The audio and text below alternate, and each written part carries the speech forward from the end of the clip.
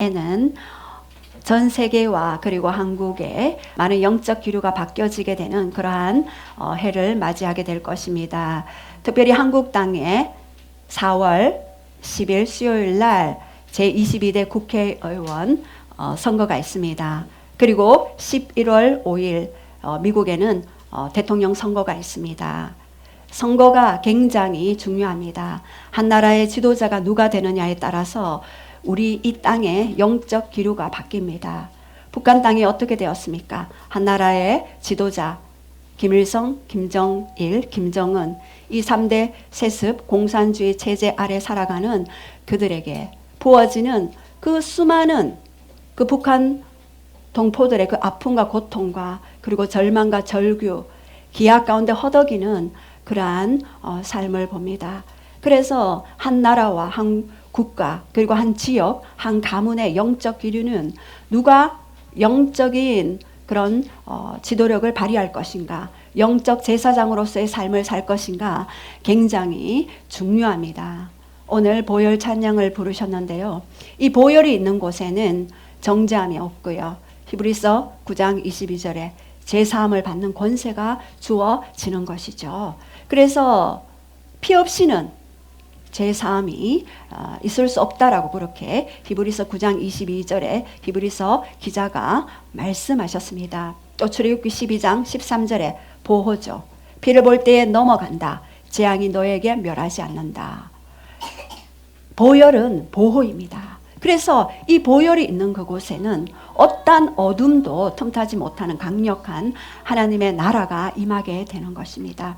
또 계시록 12장 11절 증가하는 말과 어린 양의 보혈의 피로 승리하였느니라. 승리의 원천적인 근거는 바로 보혈입니다. 그래서 그 피 아래 있는 그 권세를 우리가 취하고 날마다 승리자의 삶을 살아가기를 원합니다. 요즘 많은 구원의 그런 역사들이 일어나고 있죠. 또 특별히 우리 믿지 않는 그런 가족을 둔 가족들의 애타는 마음과 그리고 고통과 그 절규는 그 신음소리는 어마하게 클 줄 믿습니다. 그러나 한 영혼이 주님께 돌아왔을 때 천국의 잔치가 일어나고 천국의 놀라운 그러한 축제가 열리는 것을 목도했습니다. 지난주 수요일 새벽에 어떤 한 분의 방문을 받았습니다. 나 예수님 믿고 싶습니다. 나 인생을 이제는 예수님을 믿고 이제 제대로 살아보려고 합니다. 예수님을 영접하기를 원합니다. 새벽 기도 시간에 찾아오셨습니다. 예, 그 아내의 눈물의 기도로 그분은 예수님을 영접하게 되었고 그날 밤 또 만나게 되었습니다. 그래서 복음에 대해서 증가하게 되고 아직은 잘 익숙지 않아서 그 성경의 언어에 대해서 잘 모르시는 부분들이 많아서 굉장히 믿음의 어린 아이 같은 그런 부분들이 있지만 이제 어린 아이가 자라서 성인이 될 때까지 계속해서 기도와 양식과 그리고 사랑으로 섬겨야 됨을 느꼈습니다. 그 한 영혼이 돌아왔을 때 천국에 있는 그 아버지의 기쁨, 아버지의 그 즐거움, 그 기쁨에 우리가 모두 참여하며 한 영혼도 버리지 않고 한 영혼도 절대 하나님에게로 떨어지지 아니하는 그러한 하나님의 마음, 그 하나님의 그 고통이 우리의 고통이 되기를 원합니다. 하나님이 어느 순간 저에게 물으셨어요. 너는 기쁨을 원하느냐? 아니면 영혼들을 향한 긍휼을 원하느냐? 저에게 질문하셨습니다. 제가 그렇게 대답했습니다. 하나님, 저는 하나님의 그 고통을 원합니다. 하나님 안에 있는 그 아픔을 원합니다. 그래서 저는 그 하나님의 그 고통과 아픔을 선택했습니다. 그런데 아픔 가운데 기쁨이 있었습니다. 고통 가운데 즐거움이 있었습니다. 그 영의 즐거움은 인간의 혼의 아픔과 그 슬픔은 비교할 수 없는 그런 하나님의 즐거움을 허락하셨습니다. 밤낮으로 영혼을 위해 기도하고 밤낮으로 영혼을 위해 뛰어도 지치지 아니하는 강력한 독수리 같은 새 힘을 부어주기를 많이 기도해 주십시오. 여러분의 기도 덕에 오늘 제가 여기 서 있는 것입니다. 예, 요즘 아무도 아멘을 안 하시네요. 예, 아멘. 예, 오늘 마가복음 4장 35절에서 또 5장 43절에 보면은 4개의 이적 사건이 나옵니다. 이 4개의 이적 사건이 처음에는 광풍을 잠잠케 하시는 예수님이 나옵니다. 예수님이 이제 갈릴리 2차 사역을 앞두고 갈릴리 동편으로 가자. 그래서 제자들을 배에 태우십니다. 그런데 광풍을 만나게 됩니다. 아니, 예수님의 말씀에 순종했는데 그 배를 함께 탔는데 웬 광풍입니까? 바다가에 바람이 휘몰아치고 폭풍우가 휘몰아치고 배에 물이 가득 고이는 것입니다. 근데 예수님은 그 배에서 평안히 잠을 자고 있는 모습을 제자들은 목도합니다. 아니, 예수님, 우리가 다 죽게 되었는데 웬 잠입니까? 라고 얘기했을 때 예수님은 어떻게 하셨습니까? 이에 예수 그리스도께서 제자들에게 일러 가라사대 믿음이 없는 자여 어찌 두려워하느냐 하시고 바람을 바라보고 광풍을 바라보고 잠잠하라 고요하라 선포하시니 바람이 곧 바다가 잠잠해지더라. 이 광풍이 불었다는 사건은 예수님과 함께 있으면서도 우리의 인생에 광풍이 불어올 수 있다. 그러나 요한일서 5장 19절에 온 세상이 악한 자에게 처했기 때문입니다. 그러나 그 제자들의 반응이 더 중요합니다. 우리의 반응이 더 중요합니다. 그 광풍을 만난 제자들의 반응은 어떠해야 할까요? 제자들이 예수님을 깨운 것처럼 우리가 그 예수님을 깨우며 의지하며 그분께 의뢰하는 것, 그것이 바로 우리에게 주어진 하나님이 주신 그 반응에 대한 영향력을 펼치라라고 그렇게 말씀하십니다. 광풍을 만났을 때 또 그 다음 장면은 광인을 만나죠. 사단은 미리 알아요. 왜요? 광인을 그 다음 사건 광인을 잠잠케 할 거라사 그 지역에서 광인이 어떻게 되었습니까? 잠잠케 되는 사건이 있었죠. 그래서 미리 사단은 예수님이 그 거라사 지역에 가지 못하도록 광풍을 불게 했던 것입니다. 여러분, 광풍이 분다는 것은요, 그 다음 강력한 어둠의 권세가 떠나가는 현장이 바로 눈앞에 있다라고 생각하셔야 할 것입니다. 저도 많은 것들을 경험했습니다. 하나님의 크신 은혜가 있기 직전에는 반드시 광풍이 불게 되어 있더라고요. 그래서 광풍을 만날 때 우리의 반응, 아하, 그라사 광인, 그 안에 뭐가 있었습니까? 군대, 레기온, 6,000명 보병이나 되는 그 군대에 있는 사람들이죠. 그 보병들을 6,000명이나 되는 그 악한 영이 그 사람을 지배하고 있었어요. 저는 이제껏 악한 영이 그 속에 들어갔는데 영이 몇 마리 있냐고 물었을 때 200명 정도가 다였어요. 나는 군대다라고 얘기했을 때 그 초등학교 4학년짜리가 내 안에 군대가 있어. 한번 붙어볼래? 이렇게 얘기했던 부분들이 있었습니다. 그래서 이 6,000명이나 되는 군대는요, 한 지역을 장악하고 있었어요. 그래서 그 지역의 어둠을 풀어내고 그 지역 사람을 찾아다니면서 불신을 집어넣고 고통을 집어넣고 하나님께 가까이 오지 못하도록 계속해서 영향력을 미치는 그러한 역할을 하고 있었습니다. 광풍이 불고 이제 광풍을 잠재우신 예수님이 그 6,000명이나 되는 그 군대 광인을 잠재우신 예수님.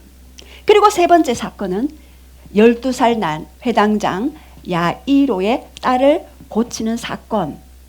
네 번째 사건은 그 야이로의 딸을 고치는 그 현장에 가기 직전에 12해를 혈루병에 앓다가 예수님의 옷자락에 손만 만져도 옷자락에 손으로 터치해도 나음을 얻을 것이다 라고 하는 그 믿음을 소유한 그 여인을 고치는 사건이 중간에 또 끼어 있습니다.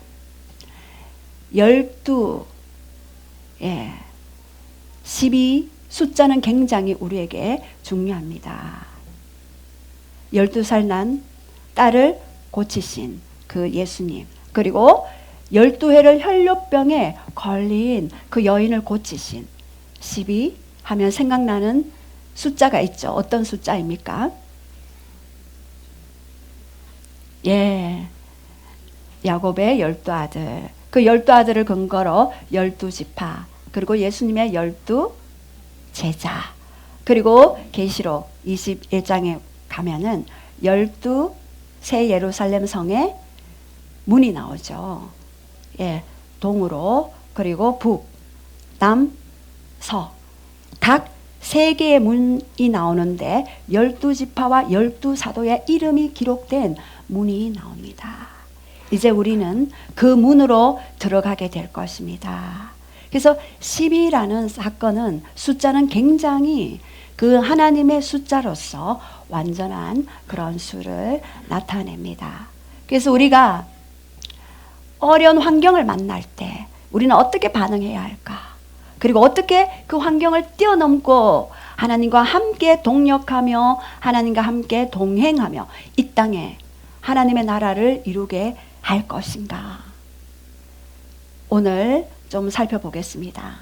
하나님이 구하시는 제사는 상한 심령이고, 하나님이 거하시는 처소는 상한 심령에 머무르는 그러한 부분들을 봅니다. 그래서 제가 늘 여러분에게 팔복에 대해서 여러분에게 말씀드리죠. 첫 번째 복은 어떤 복입니까? 심령이 가난한 자. 심령이 가난한 자가 되어야지만이 천국을 소유할 수 있습니다. 애통하는 자만이 위로받을 자가 되어집니다. 그리고 마음이 온유한 자만이 위로를 받게 되죠. 그리고 마음이 청결한 자가 하나님의 얼굴을 보게 됩니다. 화평케 하는 자, 그가 하나님의 아들이라 일컬음을 받게 되는 것이죠. 그리고 박해를 받는다, 핍박을 받는 자가 오히려 기뻐하라, 하늘의 상급이 클 것이다 라고 그렇게 말씀하십니다. 그래서 오늘 우리가 하나님 앞에 가난한 심령으로 마음을 하나님 앞에 드리면서 오늘 저에게 주시는 그 레마의 말씀은 어떠한 마음인지 우리가 좀 보기를 원합니다.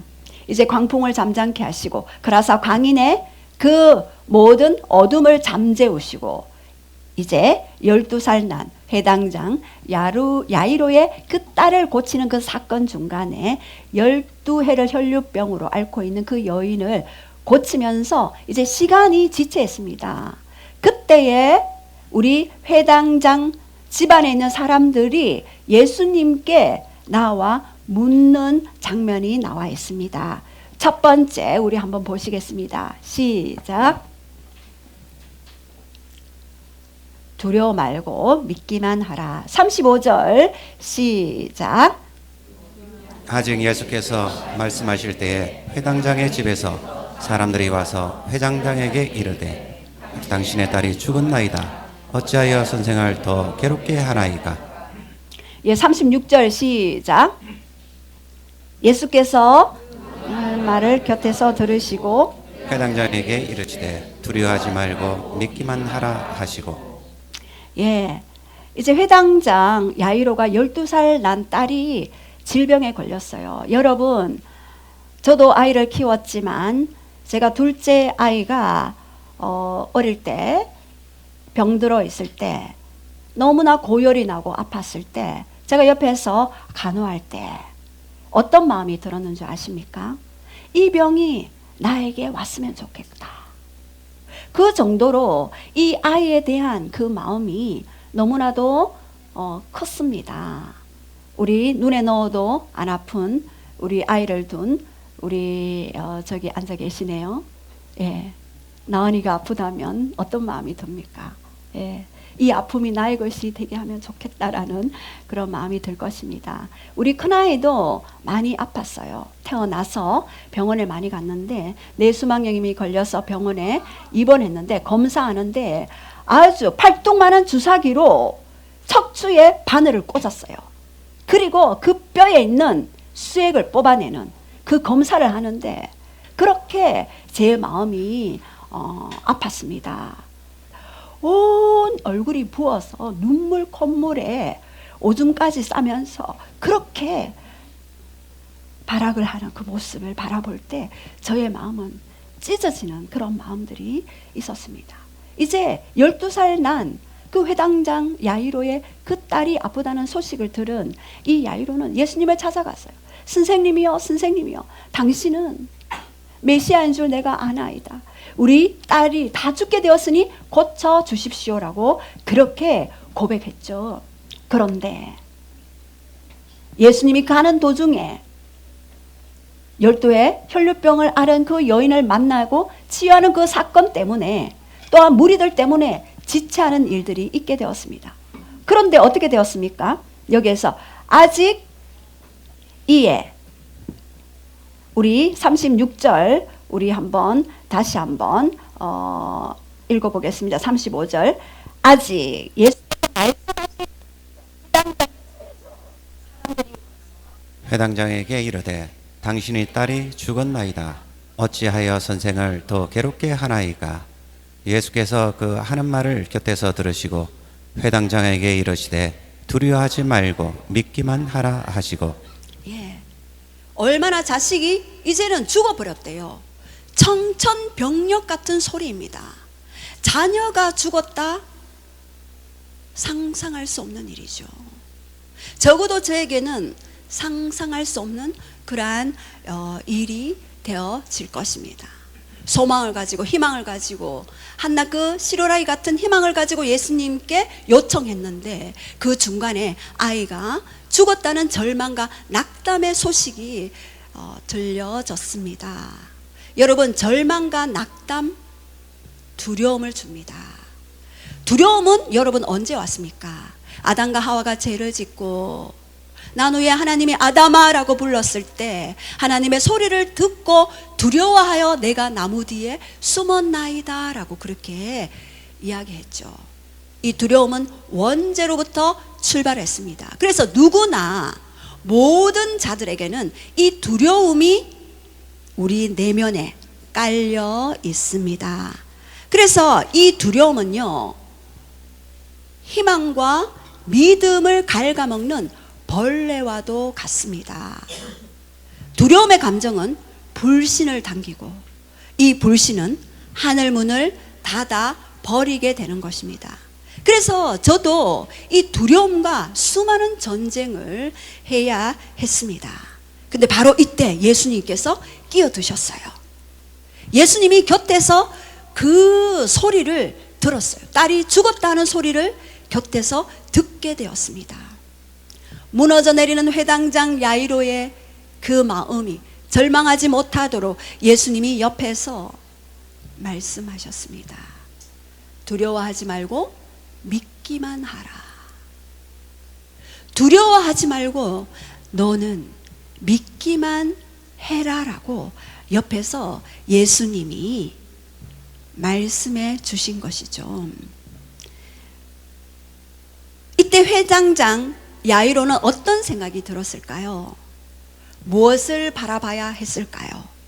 딸의 두려움의 소식일까요? 아니면 예수님이 두려워 말고 믿기만 하라라는 그러한 음성을 들어야 했겠습니까? 회당장 야이로는 선택해야 합니다. 선택은 우리에게 굉장히 중요합니다. 아담과 하와가 선악을 알게 하는 나무의 열매를 따먹기로 선택했을 때 그의 육은, 그의 영은 죽어버렸죠.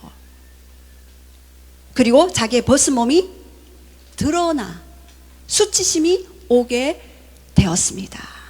그래서 우리의 선택이 어떤 선택을 할 것인가?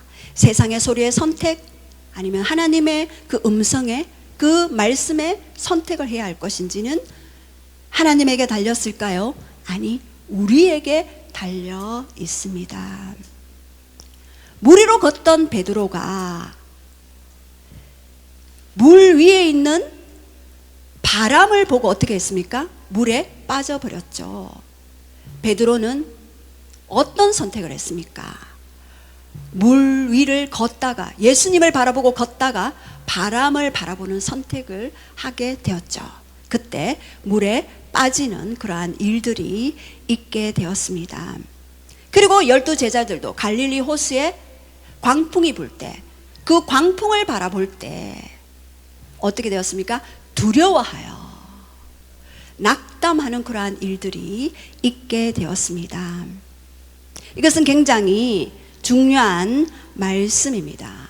우리가 기도하는 과정 중에도 절망의 사건이 중간에 발생할 수 있습니다. 언약의 약속 첫 번째 말씀은 받았지만 가는 여정 중에 더 절망의 사건이 발생할 수 있습니다. 저의 사부님도 일을 1년 6개월 동안 했지만 거기에 받을 돈 몇 억이나 되는 그 돈을 그 회사가 부도나지 않기를 기도했지만 부도난 사건을 경험하게 되었습니다. 기도했는데 왜 부도가 나야 할까요? 하나님의 뜻이 더 큰 뜻이 있었기 때문입니다. 물론 사단이 손을 대었지만 하나님이 그 사건을 통해서 더 놀랍고도 더 위대하고 더 어메이징한 그 놀라운 사건들을 하나님이 예비하시고 준비하시는 그러한 일들이 있게 되는 것입니다. 이제 야이로에게 딸이 죽었다는 그 사실을 들었을 때 이 야이로는요, 환경을 바라보지 아니하고 약속의 말씀을 바라봐야만 했습니다. 두려워하지 말고 믿기만 하라.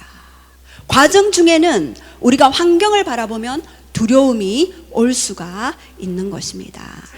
이전에 제가 바라봄의 법칙에 대해서 한번 말씀드렸죠. 무엇을 바라봐야 한다고 했습니까? 히브리서 12장 2절에 믿음의 주요 온전케 하시는 예수님만 바라보라. 시편 27편 4절에 하나님의 아름다움을 바라보라. 그리고 고린도후서 3장 18절에 주의 영광을 바라보라. 바라봄의 법칙, 무엇을 바라보는가? 우리 안에 어떤 감정이 요동치게 되고 우리 안에 어떤 킹덤이 임할 것인가? 아니면은 하늘 문이 잠시 닫히는 그러한 일들이 있게 될 것인가? 우리에게 또 달려있는 그러한 부분들이 있습니다. 해당장 야이로는 분명 예수님 옆에 있었고 예수님과 함께 동행하고 있었고 자신의 집으로 가고 있었던 그 중간 여정에 자기의 사랑하는 눈에 넣어도 안 아픈 그 딸이 죽는 그런 사건들이 있었습니다. 그에게 찾아온 큰 믿음의 시련이었죠. 예수님이 오시면 분명히 치유받을 거라고 생각했는데 그 과정 중에 죽어버리는 사건.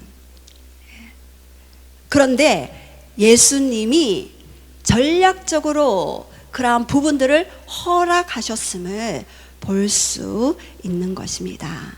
예수님과 동행하지만 믿음의 시련이 여전히 있을 수 있고 그 시련을 통해 하나님은 우리의 믿음을 단련시키고 예수 그리스도가 누구이신지를 나타내 보이십니다. 예수님은 누구이십니까? 주는 그리스도시요 살아계신 하나님의 아들이시죠. 메시아이시고 그리스도이시죠. 왕제사장 선지자의 직분을 감당하러 이 땅에 오신 기름 부음 받은 자이십니다. 그 예수님이 오늘 우리와 함께 이곳에 계십니다. 그분은 여전히 살아 계십니다. 저는 그것을 날마다 고백합니다. 하나님은 살아 계십니다. 그러면은요, 제가 100마디, 200마디 기도한 것보다 더 강력한 파워가, 에너지가 저에게 느껴집니다. 하나님은 살아 계십니다. 선포해버려요. 그러면 하나님은, 그래, 너의 그 고백을 기쁘게 듣는다. 나는 지금도 살아서 운동력 있어 좌우에 낯선 어떤 것보다 예리하여 영광과 및 관절과 골수도 찔러 쪼개는 능력의 말씀을 너에게 준다라고 그렇게 말씀하시죠. 저의 할머니가 87세 예수님을 영접하셨어요. 그리고 98세에 돌아가셨는데 87세의 예수님을 믿고 항상 저를 위해서 기도해 주셨습니다. 그리고 96세에 알츠하이머 병을 앓게 됩니다. 2년 동안 저희 친정어머니 너무나 고생하셨어요. 대변을 그릇에 봐서 그것을 퍼먹고 계신다든가, 아니면 그것을 손에 묻혀서 벽에 그림을 그리신다든가, 그러면 또 그것을 다 닦고 이러셨어요. 저희 친정어머니 아주 위대하셨습니다. 그 친정어머니가, 제가 할머니가 오랫동안 다른 신을 섬겼기 때문에 정신이 오락가락 할 때만 되면은 흰 옷 입은 천사도 오고 검정 옷 입은 저승사자도 왔다라고 얘기했어요. 그러면 어머니가 저에게 전화를 하죠. 그래서 저희는 두 아이를 데리고 쫓아가서 할머니에게 또 기도 사역을 합니다. 예수 그리스도 이름으로 저승사자로 옷을 입고 속이는 영아 예수의 이름으로 떠나갈지어다 이렇게 선포하면 갔다 그래요. 그러면 할머니가 또다시 벌떡 일어나시고 그것을 한 서너 번을 하셨어요. 전화 오면은 쫓아가서 예수님의 이름으로 떠나갈지어다. 정신이 오락가락 하실 때마다 그 검정 옷 입은 자가 보인다라고 그렇게 말씀하셨죠. 근데 마지막 아무래도 할머니한테 뭔가 일이 있을 것 같은데 전화가 안 오는 거예요. 그래서 두 아이를 데리고 그냥 띵동띵동 묻지도 않고 초인종을 눌렀을 때 어머니가 놀라시면서 말씀하셨어요. 왜 왔냐고. 할머니 어떠시냐고. 지금 너무 힘들다. 그러나 너는 가라. 이제 할머니 천국 가셔야 된다. 네가 와서 기도하면 벌떡 일어나시고 기도하면 벌떡 일어나시는데 알츠하이머 병으로 저렇게 오래 사는 게 좋겠느냐. 너는 돌아가라. 그래서 제가 알겠습니다. 제가 거실에서 기도를 했습니다. 할머니 이제는 천국으로 입성하게 하여 주시옵소서. 그렇게 기도했을 때 그 다음 새벽에 돌아가셨다는 그 소식을 듣게 되었습니다. 이제는 천국으로 입성하셨죠. 우리 할머니가 예수님을 믿고 얼마나 많이 그렇게 기도하시고 하나님 앞에 서 계신 분이었습니다. 그러나 많은 고난도 받게 되었죠. 그때마다 절망하지 않고 기도했을 때 다시 회복되어지고 살아나는 그 역사가 있게 되었습니다. 이번에 저희 어머니도 병원에 입원하는 사건이 있었죠. 공동생활 하시는 원장님도 오셔서 얼마 못 가겠습니다. 그리고 병원에서도 이야기했습니다. 중환자실에 들어갔을 때 심폐소생술 할까요 말까요 라고 그렇게 이야기했습니다. 하면은 갈비뼈 다 부러지는데 하시겠습니까? 그래서 가족들에게 전화하니 다 노했습니다. 그리고 제가 어머니의 손을 잡았습니다. 하나님 지금이 때입니까? 그러나 조금만 더 때를 주십시오. 어머니에게 조금만 더 효도할 수 있는 기회를 주시면 안 되겠습니까? 간절히 기도했습니다.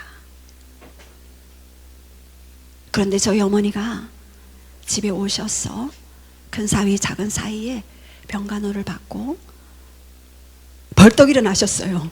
예, 사진을 보여드려야 되는데 고개를 가눌 수 없었는데 지금은 빳빳하게 고개를 가누시면서 박수를 치며 찬양도 부르며 노래를 하는 그러한 부분들이 있게 되었습니다. 우리가 기도하는 과정 중에 죽음의 그런 과정들을 경험하는 그러한 부분들이 있을 수 있는 것입니다. 회당장 야이로에게 예수님이 다가가셔서 배려하셨죠. 야이로가 그 낙담과 절망도 하기 전에 무너지기 전에 그 마음을 만져주셨어요. 두려워하지 말고 믿기만 하라. 우리에게 기도 요청했지만 점점 더 상황이 악화되었을 때 두려워하지 말고 믿기만 하라라는 그 말씀을 레마의 음성으로 취하기를 원합니다. 자, 그렇다면 이 두려움을 극복하는 방법이 있습니다. 여러분이 그 마음에 두려움이 찾아올 때 첫 번째는 두려움을 인지하는 것입니다. 두려움을 시인하는 것입니다. 이 두려움은 왜곡된 생각으로부터 이 두려움이 오게 되었습니다. 환경이 중요한 것이 아니라 내 안의 마음과 감정이 더 중요합니다. 여러분, 내 마음의 감정과 상황이 어떠함에도 불구하고 내가 두려움을 몰아내고 평안이 있을 때 어떻게 되어집니까? 그곳에는 천국이 임하게 되는 것이죠. 그래서 첫 번째 우리가 취할 방법은 먼저 하나님 앞에 나 두려워요 라고 정확하게 직면하고 하나님 앞에 올려드리는 것입니다. 그리고 두 번째는 올려드리고 난 이후에는 두려움의 영을 잠재워야 하는 것입니다. 부정적인 감정, 부정적인 생각, 부정적인 그런 인지, 부정적인 기대감을 예수 그리스도 이름으로 떠나갈지어다. 그럴 때 두려움의 영은 잠재워지는 것입니다. 그리고 세 번째, 말씀으로 대체화하라입니다. 말씀을 영으로 우리 안에 그리는 거죠. 말씀을 이미지화 시키는 거죠. 말씀을 그림으로 그릴 때 여러분 내 구조가 달라지는 것입니다. 그러면 여러분의 감정도 두려움에서 떠나갈 수가 있는 것입니다. 말씀을 내 경험으로 끌어내리는 것이 아니라 내 경험을 말씀 가운데로 끌어올리는 것이죠. 그러면 그 말씀이 내 감정이 되어지고 내 생각이 되어지고 그 말씀이 나를 주장하게 됨으로써 두려움이 말씀으로 바뀌어지는 것입니다. 그리고 네 번째는 주님과 동행하는 것입니다. 산책도 하면서 운동도 하면서 햇볕도 보면서 하나님과 교제하며 에녹이 아담이 타락하기 전 아담이 서늘한 동산을 주님과 함께 거닐었던 것처럼 그렇게 주님과 거니는, 그래서 햇볕을 보고 운동할 때 엔돌핀이 우리 안에 올라오게 되고 모든 두려움들이 평안으로 바뀌게 되는 것이죠. 여러분, 평안은 천국의 산소입니다. 평안은 천국의 공기이고 산소입니다. 내 안에 평안이 있다. 그것은 천국을 소유하는 것이죠. 자, 또한 두려움이 올 때 극복하는 방법 두 번째, 시작.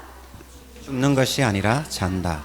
37절, 38절, 39절 시작. 베드로와 야고보의 형제 요한 외에 아무도 따라옴을 허락하지 아니하시고 38절. 회당장의 집에 함께 가사 떠드는 것과 사람들이 울며 심히 통곡함을 보시고 들어가서 그들에게 이르시되 너희가 어찌하여 떠들며 우느냐 이 아이가 죽은 것이 아니라 잔다 하시니. 예수님이 이제 회당장의 집에 가서 떠드는 사람들이 있었어요. 떠드는 사람들은 울며 통곡하며, 이 당시 고대 근동에서는 초상집에는 두 명의 곡하는 여인과 한 명의 피리 부는 자들을 초청해서 그런 초상집의 그 분위기를 알려줍니다. 그래서 굉장히 떠들썩한 그런 분위기였죠. 회당장 야이로의 마음은 죽고 싶은 마음이 아니겠습니까? 우리 딸이 죽었는데 이제 어찌할 바를 모르는 그런 상황 가운데 있습니다. 야이로의 집은 초상집이었죠. 그런데 예수님은 선언하셨어요. 너희가 어찌하여 떠들며 우느냐? 어찌하여 떠들며 우느냐? 모든 부정적인 요소를 제거하는 선언을 예수님은 말씀하셨습니다. 왜요? 부정적인 분위기는 부정적인 영적인 기류를 형성하게 되는 거죠. 그래서 하늘의 문을 닫아 버리게 됩니다. 하나님의 역사를 방해하고 믿음을 방해하고 하나님의 일하게 하심을 방해하는 사건이 바로 곡하는 사건이죠. 떠들며 우는 사건이었죠. 그래서 어찌하여 네가 떠들며 우느냐라고 그렇게 말씀하십니다. 그리고 예수님은 모든 부정적인 영적 기류를 잠재우기 위해서 말씀하시고 선언하십니다. 뭐라고 말씀하십니까? 죽은 것이 아니라 잔다 하시니라. 죽은 것이 아니라 잔다. 우리가 기도했는데 환경이 여전히 죽은 것 같은 환경이 눈에 보이십니까? 그것은 죽은 것이 아니라 자는 것입니다. 예수님의 자기 선언이었어요. 예수님이 누구이신지 나타내는 계시였어요. 예수님의 자기 계시였죠. 예수님과 함께하는 자들은요, 죽음이 있을 수 없습니다. 사망 권세를 깨고 일어나신 부활의 그 능력의 주님이 오늘 우리와 함께 하시는 것이기 때문입니다. 그래서 그 부활의 능력은요, 우리가 이기기 위해서 고전분투하고 싸우는 것이 아니라 이미 부활로 말미암아 이긴 것으로부터 출발하는 것입니다. 우리는 불신자와 다른 출발 선상에 있는데요, 불신자들은 이기기 위해 고전분투하지만 우리 예수 그리스도를 믿고 내 마음에 구주로 모신 자들은 이미 십자가에 죽으시고 부활하신 그 승리하신 그 주님을 발판으로 그분을 등에 업고 그분과 함께 이긴 것으로부터 출발 선상이 이미 다릅니다. 이미 이긴 것으로부터 출발합니다. 제가 저의 가족들을 위해서 많이 기도했습니다. 많이 기도하고 또 주님께 돌아오기를 하나님 앞에 많이 아뢰었습니다. 간구만 했을까요? 아니요. 이미 이루어진 사실을 눈으로 그리며 이미지화하며 그렇게 하나님 앞에 아뢰었을 때 여기 다 앉아 계시잖아요. 예, 여기 다 앉아 계셔요. 저는 여기에 앉아 있기 20년 전부터 그것을 그리며 기도했습니다. 왜요? 이미 이루셨기 때문에. 이미 이루셨습니다. 그 계시가 저에게 왔습니다. 그래서 저는 기도할 때 이미 응답하신 사건을 머리에 그리며 상상하며 주님과 함께 축제합니다. 물론 그 영혼을 긍휼히 여기고 아파하는 마음은 저에게도 있죠. 그러나 여러분들이 해야 할 것은 바로 이미 승리하신 그 출발 선상에서부터 출발해야 하는 그러한 부분들. 그러면 예수님은 왜 죽기까지 기다리셨을까요? 왜? 그 전에 초능력을 가지신, 하늘에 신성을 가지신, 기름 부음을 가지신 분인데 예수님의 부활을 예언적으로 계시적으로 미리 보여주신 것입니다. 자, 그렇다면 세 번째 우리가 달리다굼, 예, 우리 한번 선포하시겠습니다. 시작. 달리다굼 소녀야 일어나라. 예, 40절, 41절, 42절 우리 한번 선포하시겠습니다. 시작. 그들이 비웃더라. 예수께서 그들을 다 보내신 후에 아이의 부모와 또 자기와 함께 한 자들을 데리시고 아이 있는 곳에 들어가사 그 아이의 손을 잡고 이르시되 달리다쿰 하시니 번역하면 곧 내가 내게 말하노니 소녀야 일어나라 하심이라. 소녀가 곧 일어나서 걸으니 나이가 12살이라. 사람들이 곧 크게 놀라고 놀라거늘. 예, 여기에서 예수님은 이제 그 아이가 죽어 있는 현장 속으로 들어갑니다. 그리고 아이를 향해서 손을 내미시죠. 달리다굼. 이 달리다굼은 아람어죠. 이 달리다굼은요, 탈리타, 어린 양, 그리고 어린 소녀, 어린이라는 뜻이고요. 쿰은 일어나라 라는 뜻입니다. 그래서 내가 너에게 명하노니 소녀야 일어나라 라고 그렇게 말씀하시는 것입니다. 달리타쿰이라는 아람어입니다. 이제 내가 왔으니 더 이상 너는 죽음도 어둠도 갇혀 있을 수 없다. 예수님이 있는 현장에는 죽음도 힘을 잃어버려요. 왜? 예수님은 부활의 주인이시기 때문에 모든 죽음의 권세가 힘을 잃어버리게 되는 것입니다. 이제 죽음에 거한 그 소녀에게 다시 새로운 생명을 부어주는 것이죠. 병에 걸린 그 소녀를 바라보는 그 아버지의 그 마음을 예수님은 아셨고, 그리고 그 가정에 놀라운 부활의 생명의 능력으로 다시 삶을 허락하시는 것입니다. 우리는 다시 시작한 사람들입니다. 다시 그 부활로 죽었다가 다시 살아난 자들입니다. 모든 것을 동원해서 그 질병에서 고쳐보려고 모든 재산을, 내 재산을 다 주고라도 우리 딸의 생명을 살릴 수 있다면 하는 그 야이로의 그 절규를 들으시고 그 예수님은 그 집에 들어가 탈리타쿰, 탈리타쿰, 예, 오늘 저에게 말씀하시는 겁니다. 여러분에게 동일하게 말씀하시는 것이죠. 예. 삶과 죽음의 모든 경계선은 예수님의 그 한마디로 무너지는 것입니다. 예수님의 음성을 듣고 깨어난 이 소녀는 이제 어떠한 삶을 살아갈까요? 이제는 세상의 즐거움이 아니라 아침마다 새롭게 인자하시고 저녁마다 성실하신 그 예수님의 그 사랑을 바라보며 이제는 또 다른 죽은 자들을 향하여 예수 그리스도께서 탈리타쿰,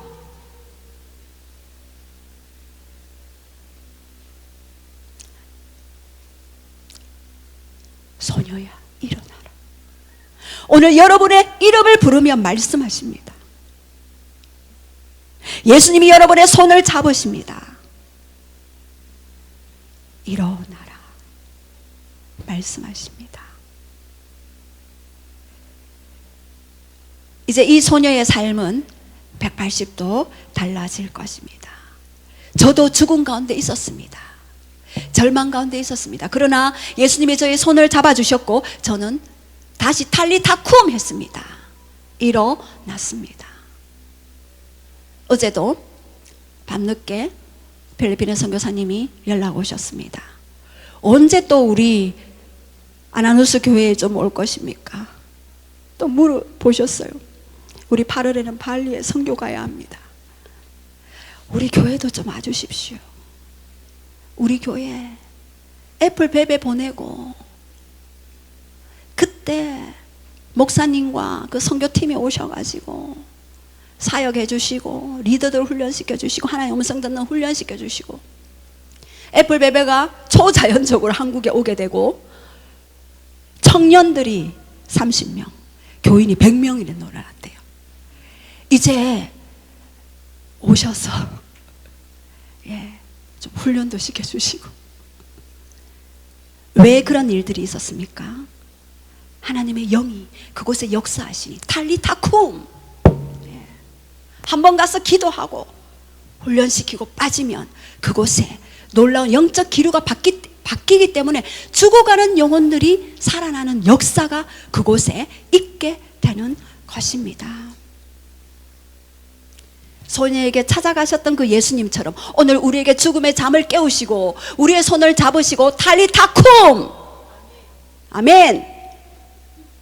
예, 남편이 옆에 계시니까 이제 어깨 힘이 축하드립니다. 우리 집사님 눈물의 기도는 반드시 응답이 되었습니다. 죽음의 경계를 무너뜨리고 생명의 영으로 오늘 우리에게 역사하실 것입니다. 그 생명의 영이신 성령님이 창세기 1장 2절에도 혼돈과 공허, 흑암 가운데 있었던 이 지구를 하나님의 영으로 수면 위에 운행하셨잖아요. 그리고 시편 104편 30절에도 주의 영을 보내사 창조하사 그 지면을 새롭게 하십니다. 하나님의 영이 오시면은 창조적인 영으로 우리의 삶을 창조적으로 새롭게 이끌어 가시게 되는 것입니다. 예. 그리고 계시록 5장 6절에도 내가 보니 하늘에 네 생물과 24장로가 있는데 그 가운데 어린 양이 서 계시는데 일찍이 죽음을 당한 것 같더라. 그에게는 7뿔과 7 눈이 있는데 이 7 눈은 세상에 보내진 하나님의 7 영이더라. 하나님의 7 영이 역대하 16장 9절에 내가 온 땅을 두루 다니며 전심으로 자기를 찾는 자, 전심으로 자기를 찾는 자들에게 능력을 베푸시나니. 7 영은 무엇입니까? 이사야 11장 2절에 하나님의 영 곧 지혜와 총명의 영이요 재능과 모략의 영이요 지식과 여호와를 경외하는 영이 임하리니. 하나님의 그 영이 지금도 여러분 주위를 배회하고 있습니다. 누구에게 가실까요? 전심으로 자기를 찾는 자들에게 능력을 베푸시도록. 제가 하나님 앞에 구하는 것이 있습니다. 그것은 바로 전심입니다. 전심이 없으면요, 여러분은 세상에 눈을 돌리게 되어 있습니다. 그것은 원리입니다. 그래서 전심으로 자기를 찾는 자들에게 내가 나의 영으로 능력을 베풀기 위해 운행하고 있다라고 그렇게 말씀하십니다. 이제 여러분들이 죽음과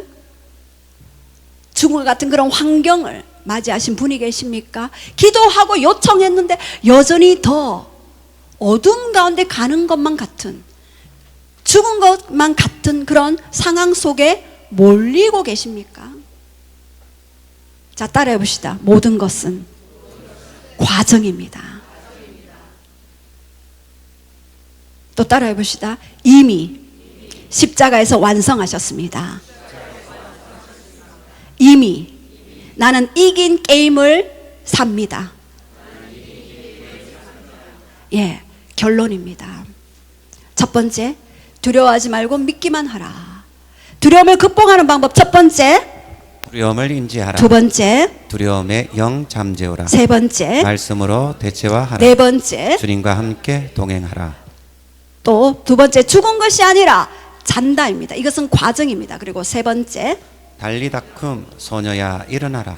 자, 자기 자신에게 한번 선포하시겠습니다. 달리다쿰 하면서 한나야 일어나라. 자기의 이름을 넣어서 달리다쿰 한나야 일어나라. 하엄아 일어나라. 시작.